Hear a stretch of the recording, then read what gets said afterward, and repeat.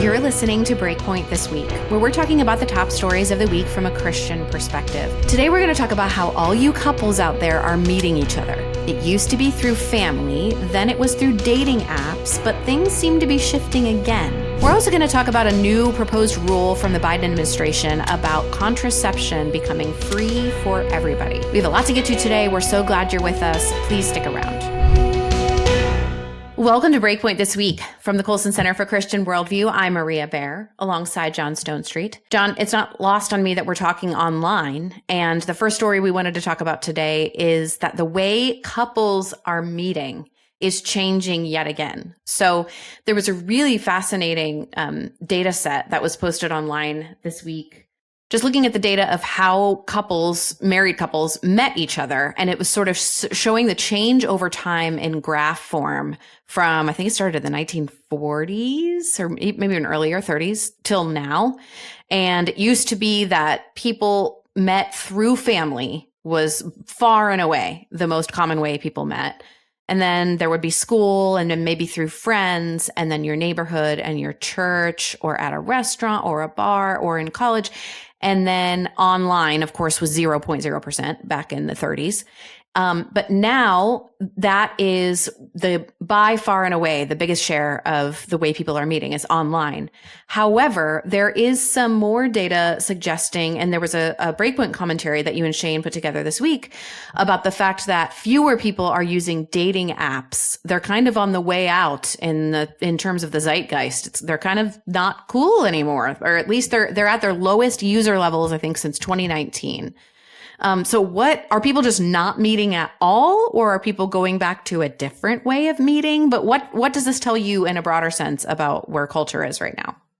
Well, I think it tells us two things. One is where is culture, but also what kind of creatures are human beings, right? There's this resiliency of in-person connection that people don't want to abandon. That chart, so it's a visual chart. It's kind of an animated chart that moves as the years go. And the numbers are really shocking. First of all, back whenever it starts, which I don't remember the year anyway, but it was pre-internet. I can confirm that. You have family and you have friends and you have church at the top of the list. And to watch, particularly through the 90s and 2000s, those numbers just bottom out, right? I mean, just bottom out to single digits or less. And then to watch the online number not only grow and take the top spot, but be more than the family number and the friends number was back before there was an internet. In other words, that the ascendancy of online hookups was not just replacing family. It was basically reflecting how much the internet and digital life has taken over the world. And part of that is stuff we've talked about here in the past, this shift that we're immediately in, and historians will be writing about it for generations. Just like they write about the Industrial Revolution, this is the information revolution. And when we talk about a social revolution, we're not just talking about the addition of a resource like the internet to our lives. We're talking about reframing how we think about almost everything, right? I mean, look, the Arab Spring reframed by online life. So there you have international and so a country level uprising. The Hamas attacks of October 7th. Here you have warfare and terrorism changed. Lived out and experienced differently because of the digital revolution. Those are extreme examples. We could talk about the market. We could talk about access to cryptocurrencies. We could talk about, Hulu over ABC. There's a million things we can talk about. So why wouldn't relationships be one of those? But it was stunning to me. And maybe it was just the visual, and it was kind of like this. Oh, it used to be family, friends, and church. Those things didn't just bottom out and get replaced by online hookups and connections overwhelmed it. Now, look, I've got friends, I've got family members, I'm guessing you do too, who met online and who have great marriages. Is that fair? Mm-hmm. Yeah, 100%. Yeah. So it's not like, it's always bad, but it is interesting that these apps now have become so kind of specified to what the user is looking for. Like, are they just looking for fling? Are they just looking for I think, isn't there like a farmers looking for wives app? Like, oh my gosh, yeah, right? I think it's called the Farmer's Wife or something like that. Yeah, they get very niche. And then there's these, ethnic specific groups, which, when I hear the commercial, I'm like, are we allowed to do that anymore? I mean, there's just a lot of this stuff. So it is interesting to see the frustration. And I think at least part of the frustration that we talked about on Breakpoint in a commentary this past week was just there's a resiliency that humans are made for personal connection. We've talked about this when it comes to church and worship. Disembodied life is not fully human. It doesn't feel fully human. And eventually, I think it runs out. It's interesting, too, that some of these apps, there's one like this says, this is an app that was designed to be deleted. Like the whole point is so you never have to do this again. So it's kind of right. So it's kind of selling this. No, we're this good that we're going to be able to give you a long-term relationship. And then I saw another one in the paper this past week. Yes, the newspaper, the actual newspaper. Oh my gosh, so old. I know, isn't that crazy? A story, ironically, about an online app from a couple who met online, and the point of their app is to meet face-to-face in person as quickly as possible once it's deemed, I guess, safe or whatever. So the whole thing is changing, and I do think there's probably a whole bunch of explanations. I do think what it points to is the resiliency of what it truly is to be a human person and to be embodied and to be in person, particularly when you're talking about something like marital love or romantic love. That means it's also an opportunity for the group of people in our culture who should have known that to begin with. Right, totally. The church, you mean? Well, yeah, at least the church, yeah, but definitely the church. At least the church. I think it also talks about not just the nature of being human, but the nature of relationships, because like the only way for these apps to exist is even the one that, with good intentions is saying we hope to not exist after you meet your person. Now, obviously, their bottom line kind of depends on that not being the case, I would assume. But the idea is that there's somebody out there that's right for you and there's somebody who's not right for you. And the way to determine that is some sort of algorithm. And I don't mean to suggest that the algorithm can't be very intentionally and smartly put together. And there is certainly a lot to be said for compatibility and people who don't belong together because their temperaments or their worldviews are so fundamentally opposed that it would never work. All of that is true, but it does sort of imply to everybody involved that there's like a set of characteristics that you should be looking for. And that's the most critical part of a relationship, as opposed to what I'm guessing was the older way of doing things, which was the commitment is a decision that you make later, understanding that people will sometimes not be like, there's no two people that are going to be fundamentally compatible on all 100 points of personality that Myers-Briggs has developed or whatever it might be. And I think sometimes these apps probably have given not just the people who use them, but the world that they're a part of, given all of us this idea or perpetuated the idea of like, there's people who you'll work with and people who you absolutely will not work with. And you should make your list and then check it off and then everything will be fine. And it won't require long suffering or perseverance or whatever because you did the algorithm right. And I think, I don't know if people are waking up to that and that's why these aren't working, but I do know that's just a fundamental flaw of these to begin with. Well, yeah, I mean, that was built into a lot of the systems. If you go back to the very first dating app, eHarmony, or dating online dating site. Remember that guy? Yeah. I mean, that guy was a believer at a Christian college, a psychologist. And, he built in compatibility factors, but also added, commitments and beliefs and values. And that whole platform got turned upside down when they were pressured and succumbed to the pressure to hook up same-sex couples. But you're right that a lot of these apps reduced down human relationships, just like you reduce down the human person. So if you can disembody, the human person, you can also reduce relationships down to just being compatibility. And to your point, I mean, yeah, listen, there's obviously things that attract you to another person, but if you're looking for those things to carry long-term compatibility, like, let me just tell you, nobody's compatible in the long term. That's what I'm saying. Yeah. No, exactly. That's exactly right. I think I've mentioned this maybe months ago here in the program, but this reminds me of maybe the most impactful single seminary class I ever sat in, which was a pastoral ethics class at Reformed Theological Seminary, in which the instructor, who was actually both a adjunct professor at the seminary and a pastor, shared wisdom on and went through the ethics of the Ten Commandments. That was the course. And when you start kind of digging beneath something like, don't commit adultery, you realize that basic command implies an awful lot about have a good marriage, right? And be the kind of husband that you need to be. And of course, the Ten Commandments are the summary of all the other things that the Bible talks about in these terms. And he really hammered away at the compatibility factor. And in each of those commandments, he would then point to Christ in the New Testament and show how, the New Testament, Jesus said, I came not to abolish the law, but to fulfill it. So when Jesus talks about marriage, he uses it as the illustration of his love for the church.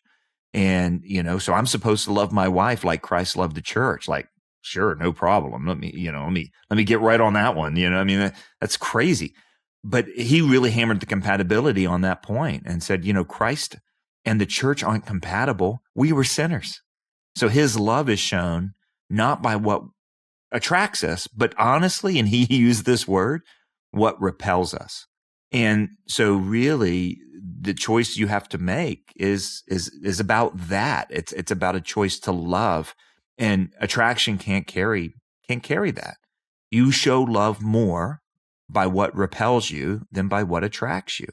And I'm not saying that there's no compatibility factors. I mean, I sometimes share this story with young adults, and I'm like, if the guy's a meth addict, you're definitely not compatible with him, right? Like we can summarize, like there are clear things where you're There's a few red flags. Agreed. There's a few, yeah.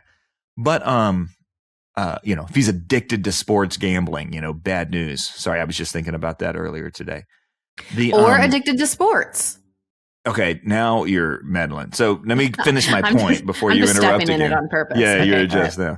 No, but I just thought it was so profound. And I tell you what really, I mean, I thought it was an interesting class, but what got me was I was probably one of 45 people in that class, and maybe one of only 2 that weren't married that were in this class. It was kind of strange because I was just a minority, being single at the time. And I looked around, and every one of the married students were absolutely enraptured, nodding their head like, yep, this is exactly right.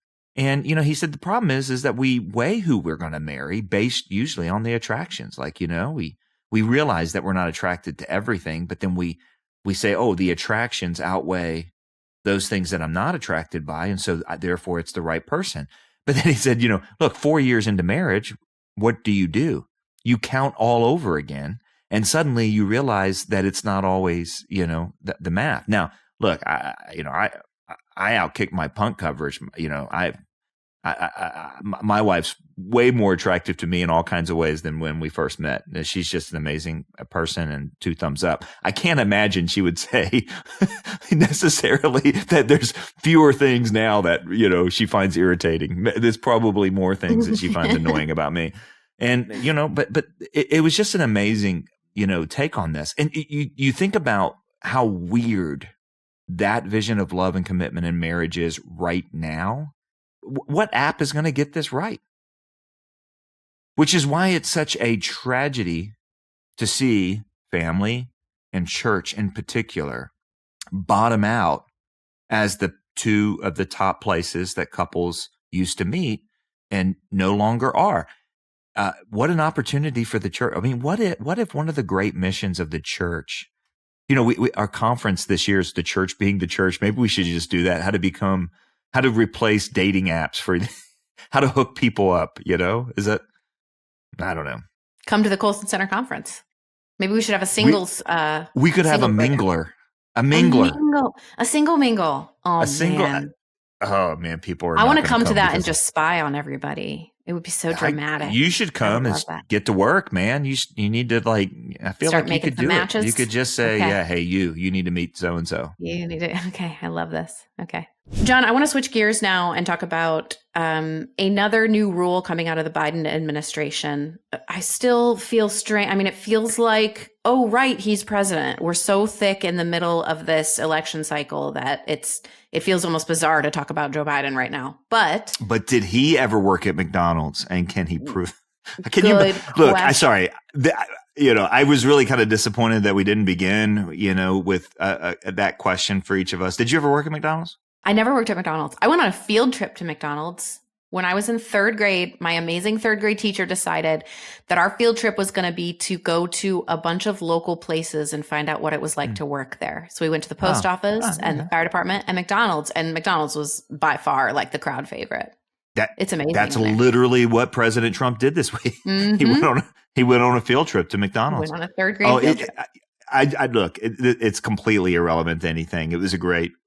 It's going to be an epic kind of photo op of the campaign. But who had that on their bingo card? It's like every time you think, I was listening to a podcast this morning. Oh, it was. And I was listening to a podcast this morning. The guy goes, "This is the October surprise." Trump goes to McDonald's. I saw somebody post, if he can promise to get all of McDonald's soft serve ice cream machines working, he will get elected in a landslide. It's over. Yeah, I have not been to a McDonald's that had those. I mean, I haven't been to McDonald's in years, but maybe with an ice cream machine. With a working ice cream maker, yeah. A Chick-fil-A is closer.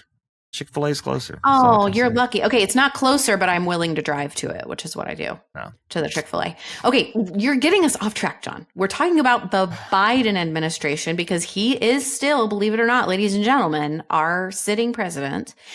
And the Biden administration came out with a new rule that they're hoping to put into place, I believe, starting next year. So this came from Department of Health and Human Services.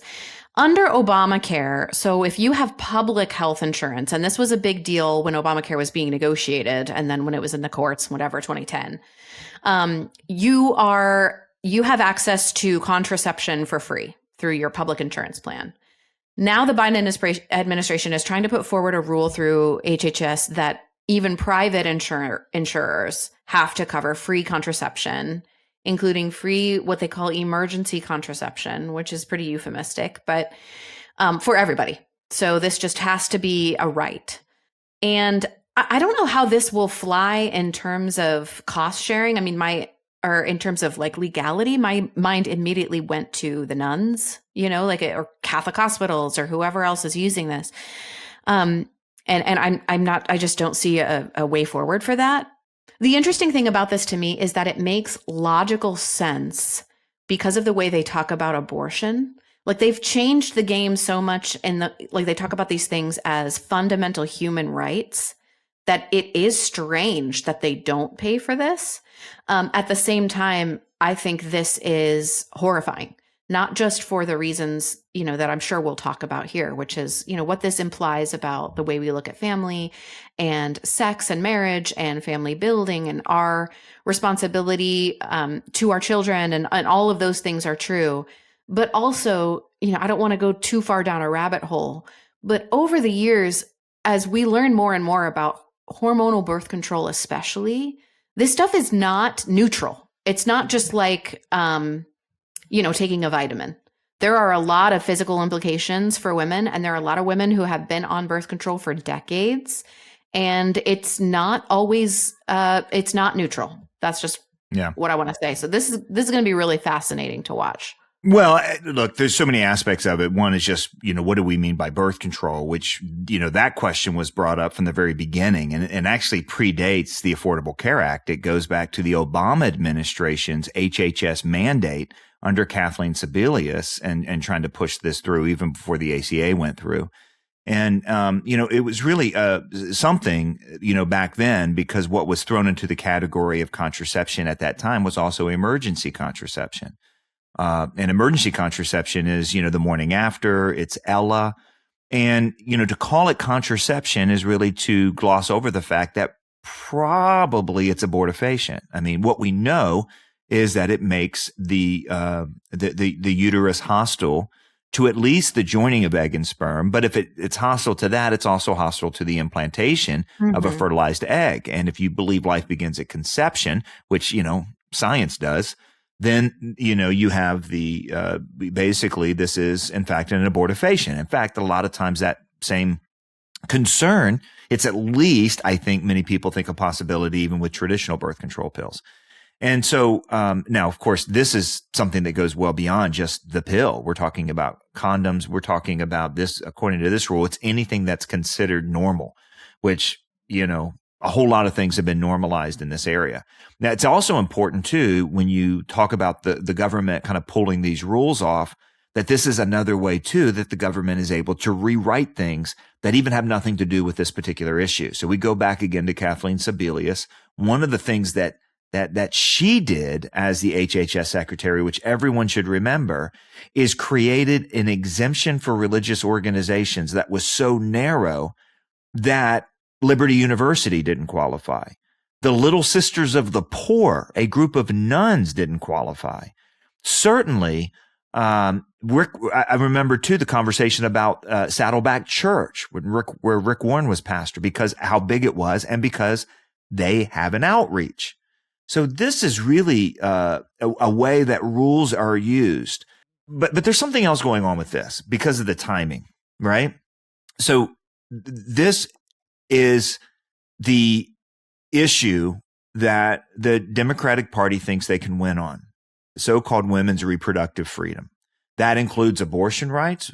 But remember, that all of the fear-mongering, and by the way, in Colorado, abortion rights are as secure as anything else. Anybody can go get one for any reason at any time.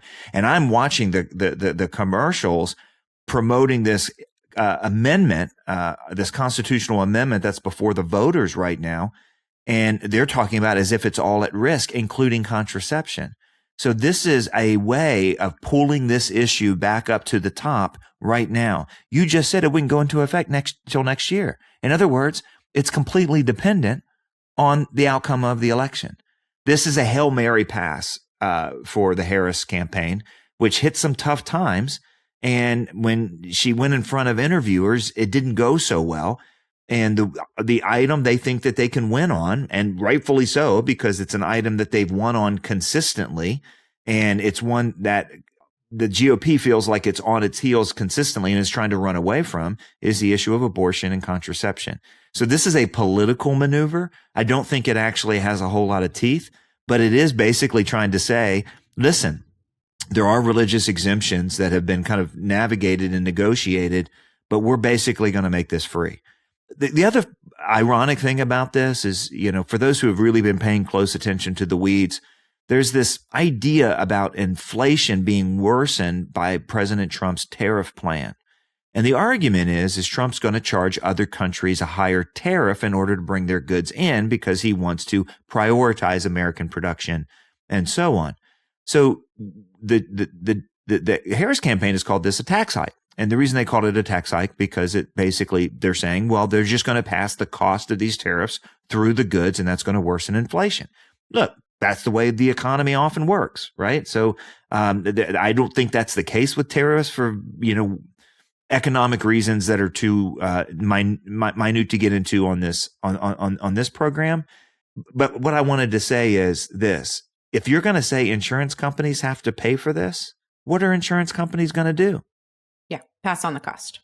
Yeah, look, there is a vision of life in the world that political progressives have embraced that includes the state securing free sex for its citizens. This is where these sorts of things come from. It is a winning issue for them, but it's also deeply believed that the good life is a life with free sex. And by free, I mean unencumbered, without consequence, without responsibility, without accountability. What we've talked about here on the program many times as being freedom from, not freedom for. Mm-hmm. Mm-hmm.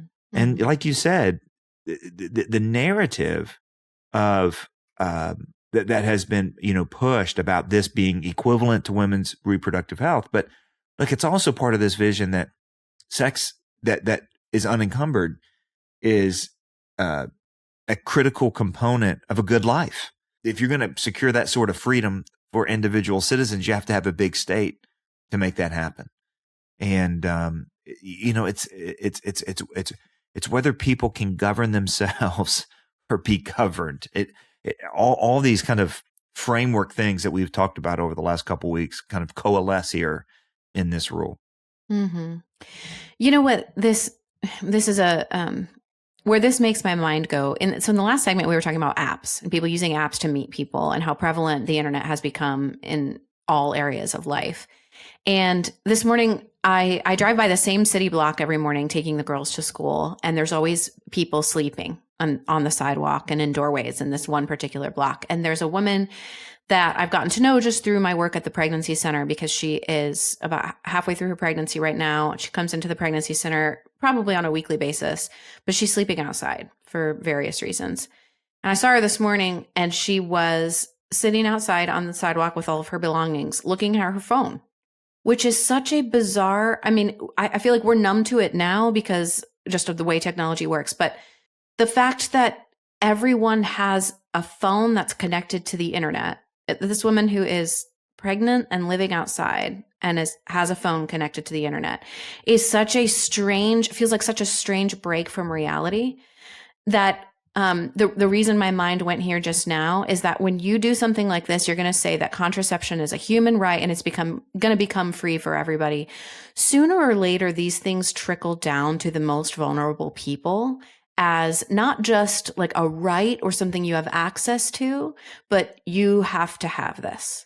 This is your reality now. There is no question in my mind that if this became a reality and contraception was just a free and absolute thing for every human person, for minors without getting consent from their parents, which I have no doubt would be a part of this, and all of this kind of stuff, you're going to have especially poor women who are going to be told, take this and start it now. You're 12. It's sort of like when I was a teenager, you go to an OBGYN, they immediately start doing, these yearly exams that really are only for people who are sexually active, but they just start doing it because the idea is, well, everybody is going to be, just lowest common denominator. We've got to cover all our bases. We'll do all of this invasive kind of stuff for everybody. It's going to become that sort of thing. I can just picture low-income families showing up to the doctor, showing up to the county health department, and people just handing this stuff out. And that is grotesque, not just for what it does chemically and what the actual physical makeup of the pill is, but because of the message it's sending. That's gross. Mm-hmm. Yeah, it is. And it's dehumanizing, right? Because there's also a bit of this. One of my favorite basketball movies is a movie Hoosiers? Called Coach Carter. Well, Hoosiers is the favorite, of course. It has to be. Okay. It's the rule. But Coach Carter there's a lot of redemptive things in it, but about a father figure, kind of replacing that for young men who don't have fathers, and challenges of the inner city back in the 90s. I mean, there's just a lot of that narrative there. Samuel L. Jackson's in it. He does a great job because he's a great actor, But there is this scene where abortion is discussed, and really. It was this weird kind of swerve of the script where a young woman is, defending her choice to have an abortion by basically saying, I have to, or I'll never get out of here. And to me, it just came across as so condescending. What's the line from Thomas Sowell, the soft tyranny of low expectations? Low expectations, yeah. Of course, a lot of times that's, applied in academics or economics or something like that. But there really is a part of that in terms of sexuality where, oh yeah, you got to have the get out of jail free card, you got to have access. You can't pay, one of the things that emerged in the NPR article about this rule is that, right now, like women have to pay $20 and you're like, oh, what the expectation here is that there's, little to no self-control. And look, the response is going to be, but what about abuse? What about when women don't have a choice? Yeah, it's horrific. We have laws against that. People should go to jail. And if that's the case, if you really are concerned about that, then you shouldn't be doing over-the-counter stuff, because the doctor is a way of actually protecting women who are being systemically abused or taken advantage of. Yeah. So this whole, if you really cared about that, things would be different. If you really thought women had agency and weren't just libidos, and so on. It particularly certain populations, that really get targeted in this. So it's particularly dehumanizing for, people of a particular class and race and so on. It really is. Yeah. You just know it's going to go that direction, which is a reason to be wary of it to begin with. John, I want to talk now about, Allie Beth Stuckey, who is a well-known author, speaker, teacher. She has a podcast. I saw her speak last summer at a summit with ADF, and she's just really, really smart and really thoughtful with her biblical commentary and cultural commentary. She has a new book that came out this week called Toxic Empathy. And the title itself, especially for those among us who do not intend to read the book, which is clear from their comments, that this title has been very triggering for a lot of people. But in some regard, it's been a good thing, because that is an interesting question. Can empathy become toxic? I feel like the irony of pushing back against the title is that the people doing that are not taking the time to put themselves into Allie Beth's shoes, which is sort of the definition of empathy. What do you think she meant? What would what do they call that? Your steel man, what's your best version of her argument? And I think a lot of people are not willing to do that. But I also understand too, just sort of a gut reaction, oh, I thought empathy was good. That's what I'm told all the time. And you're telling me it could be toxic. So where do you come down on this? And also, apologies for, apparently there's some major crime bust happening in my city right now, because this is the third time during our recording that I have a helicopter overhead and sirens everywhere. So if you can hear that, apologies. Yeah. But life in America. Life in America. No, I think it's super interesting kind of concept. Now, as I understand the book, and I haven't read the book, that she's specifically talking about something that I saw another article on this week, which is the gender gap when it comes to fundamental convictions that often express themselves in political convictions. It's fascinating. You have young women who are identifying with leftist causes politically and socially, and you've got young men that are swinging back to the right. And there is a huge gap. And I think she's trying to explain some of that, particularly when it comes, to women. I don't know that I would say that it's a particularly female thing. Maybe it is, maybe it isn't, for empathy to become toxic. But I think there's at least two things to say. It's true about humans in general, whether you're a male image bearer or a female image bearer. And that is that empathy is not a virtue. And what happens in a progressive worldview is that things that aren't virtues become virtues. Empathy is not one of the classical virtues. And there is a reason for that. Because what you have to acknowledge is that people are valuable image bearers and that they are potentially wrong. And empathy doesn't give you both of those things at the same time. What does is love. What does is that kind of the way the virtue is phrased, which, the idea of charity. And being charitable. That's different than being empathetic. But there's all kinds of these virtues, pseudo virtues, that have been promoted and escalated and elevated to replace the real ones. I mean, if I hear one more time that Jesus was about radical inclusivity, I'm going to just bang my head against the wall. This is something that people just say. And they just say it like it's true. No, Jesus was never about radical inclusivity. God never was. Jesus never. None of the prophets were. Certainly the Son of Man, who's going to judge and separate the goats from the sheep. What are you talking about? Mm-hmm. And it certainly isn't along the categories of race or gender or sexual orientation or immigration status that these aren't the categories that the Bible ever uses to talk about people. The Bible doesn't reduce people down to that. But progressive ideology, which denies the essential nature of the human being, both as created and as fallen, is reductionistic. And so then people are seen in these categories as if they're not agents. This goes back to the soft bigotry of low expectations. It takes the form of theology. I've been reading this week old book from Francis Shaeffer about the church. It's kind of Church Before the Watching World or something like that, which is my recommendation. But I'm reading it in preparation for our conference and thinking through some of the things about the church. And he basically says, look, liberal theology is naturalism. Naturalism says that the universe is governed by natural laws that are closed off to any sort of divine force, but also are closed off to human action. And in other words, humans themselves are part of these natural causes and processes. We're actually determined, right? Now, the biblical view says that there's natural processes and natural laws that govern the universe, but that the universe is open. It's open both to our influence, but especially to God's superintention and his influence, right? And there's just so many ways here that this speaks into the conversation we're having, which is naturalism is reductionistic. It sees the universe in a reduced way, only natural, nothing supernatural. It reduces the human person that way. Theology, which is trying to wrestle with human relationship with the divine, whatever that is, puts the divine in the immanent and also reduces the human experience as well. So I just think that the first problem with toxic empathy, or my first answer, can empathy be toxic, is that empathy is not a virtue, and we have to keep that straight. Now, is it a good thing? I think it is a situational good thing.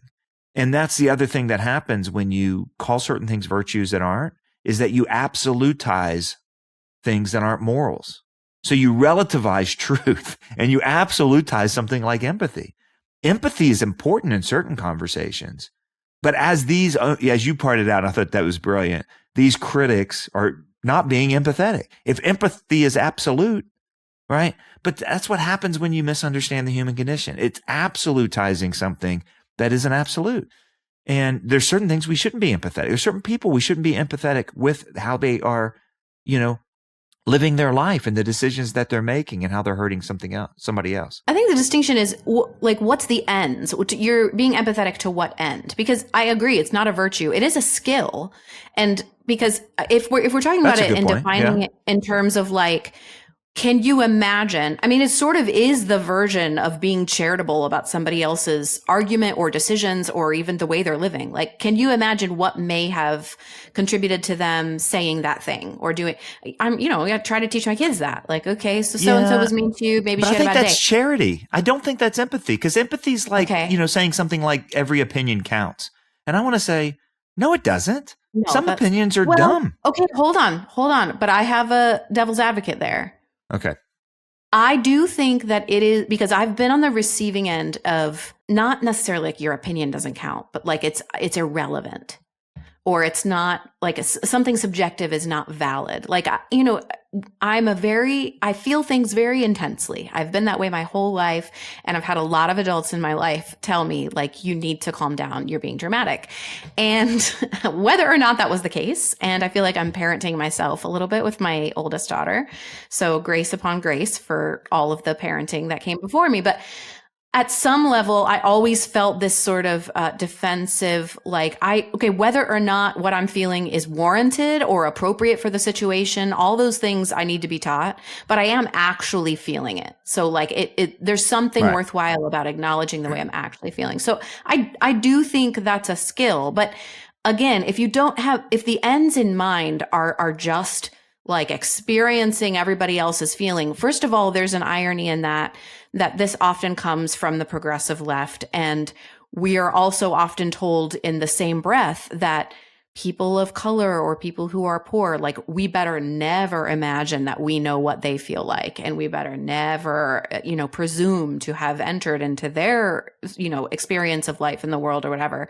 So I'm not sure how to win that one there, because. Yeah. So when is empathy appropriation? That's a good question. Yeah. Exactly. You can't walk that line. Yeah. The other thing is I think I'm guessing this is where Allie Beth goes with it, which is the idea behind we should be empathetic, that everybody has a reason for everything that they do, and therefore nobody should face consequences, and we should never call some things right and some things wrong. And the other irony with that is it's clearly applied selectively.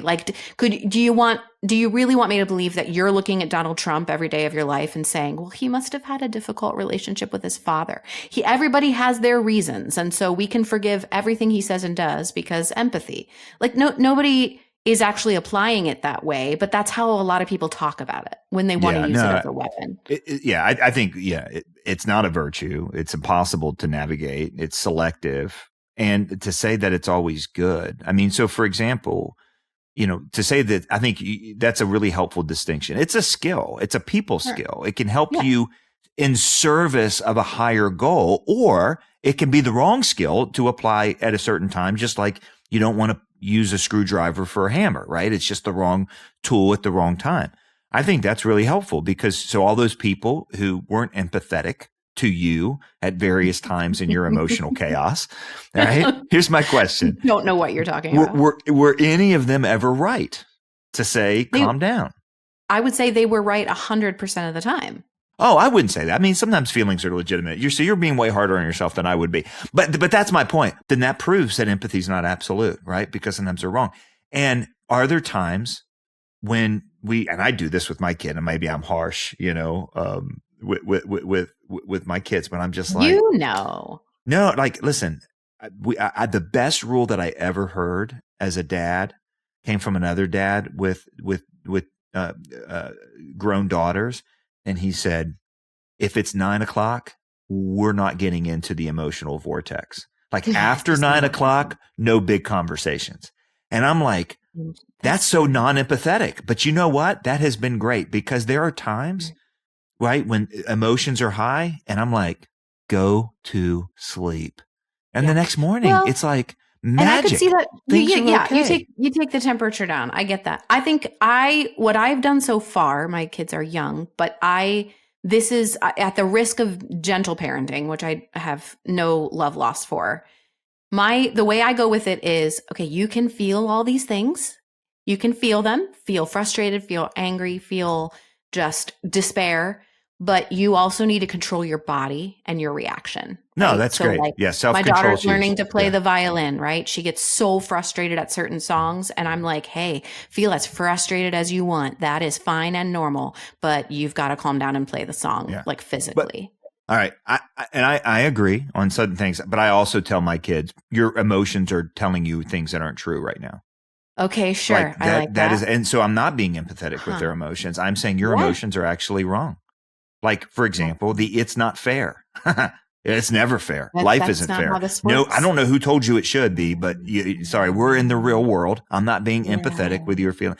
So my whole point is, it sometimes to show empathy is to increase someone's self-harm. Isn't that basically what she's saying? Anything good can be twisted. Right? So, and Lewis talks about when we're actually talking about actual virtues, that vices are the opposite of virtues or the misapplication of virtues. And I think even with these kind of pseudo virtues, empathy, if you use a hammer, when a scalpel is needed, you're going to use a tool that's harmful. So, yeah. And when you do it selectively, so you do it for some people and not for other people, then people will get hurt. This is how you end up with, somebody in Canada literally murdering somebody. And the judge says, well, this person is Indigenous and they have a difficult past. So no jail time. Did that happen? Is that a recent story? Yes. It happened like 2 weeks ago. I mean, and that's the kind of, it just like deteriorates into absurdity when you go down that route. Low expectations, right? So you think people can't control their own emotions. Really, at the end of the day, you are saying people can't control their own emotions and their emotions are always right. And so they're determined. They're not free. Mm-hmm. It's that closed box thing we were talking about. Yeah, for sure. Okay, well, John, there's one other thing I just wanted to run by you this week. This one came out from Lifeway, and it was looking at, this is always a topic every time there's some big news story, especially as it relates to Christianity. People are always arguing online about, make sure your pastor talks about this Sunday. And if your pastor doesn't talk about this, then you need to find a new, and we've talked about this before, about the expectations on pastors and what an incredibly difficult job that is. But interestingly, this study that came out from Lifeway showed that 80% of Protestant churchgoers said it is important to them that their pastors discuss current issues, either every week or almost every week. So 62% said either every week or almost every week. 23% said at least once a month. So they said that is how often their pastors address current issues. Now, I feel like I don't know if they defined current issues any further, but I just, from reading the rest of the analysis of this study, I'm guessing that a lot of people took that to mean politics, not necessarily candidates, but just hot button political issues, or at least cultural issues. So that's kind of the lens through which I'm reading this story. But is that a good thing? Well, look, I think that's one of the confusions, right? Is to say that these issues are political when they're talking about issues like, should schools be able to influence children to change their understanding of who they are without parents knowing? And should schools, teach about sexual morality? And should adults be able to, convince young people that they're somehow morally deformed because of a particular racial, identity or something like that? These are all political issues. They're hot button political issues. Abortion is a hot button political issue. Whether you allow immigrants into a country legally and make them abide by the law or not, like, these are hot button political issues that are all moral issues. They're fundamentally moral issues that have political application. And I think that's really where the confusion is that too many churches kind of buy into that. They don't speak to or address moral issues because they perceive them to be political. But politics has a moral dimension because all of life has a moral dimension. Politics has a moral dimension because politics has taken up too much air out of the room anyway.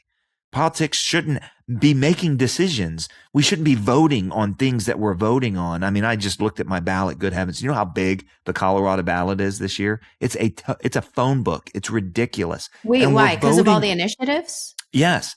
And we're voting on things. Yeah, we're voting on things that are already decided in the Constitution, or that we want to change, or we want the government to speak into areas where it shouldn't speak into.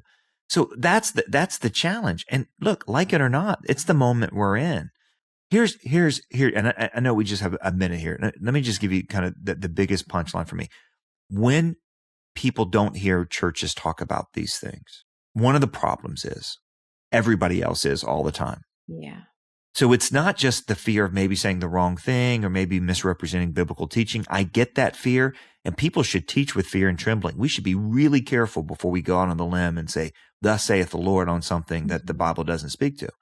On the other hand, if everybody else is talking about it except for us, then the impression we give is, oh, well, I guess the Bible doesn't say anything about this. The Bible doesn't have a relevance to everyday life.